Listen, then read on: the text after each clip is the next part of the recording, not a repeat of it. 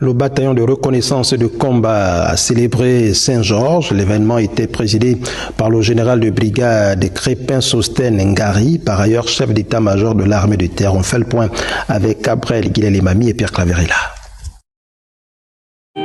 Honneur et fidélité à la patrie, c'est sous cette thématique que le bataillon de reconnaissance et de combat BRC célèbre Saint-Georges, saint patron des cavaliers, une célébration qui se déroule dans un contexte particulier, celui du coup de libération de notre pays le 30 août 2023.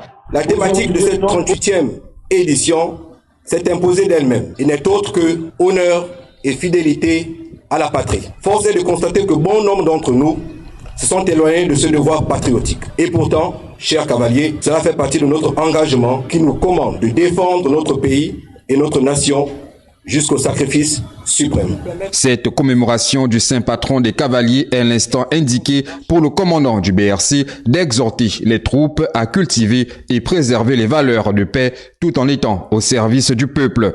Une grande armée se distingue d'abord par la qualité de ses hommes. Comme Saint-Georges, nous devons impérativement incarner loyauté, devoir, respect, service désintéressé, honneur, intégrité et courage personnel. Faut dire que la cérémonie a été marquée par plusieurs temps forts, notamment la remise des médailles d'honneur de l'armée de terre à 10 récipiendaires par le chef d'état-major de l'armée de terre, le général de brigade Crépin Sostène Ngari. Le dépôt de la gerbe de fleurs au monument Saint-Georges, la parade militaire n'était pas en reste.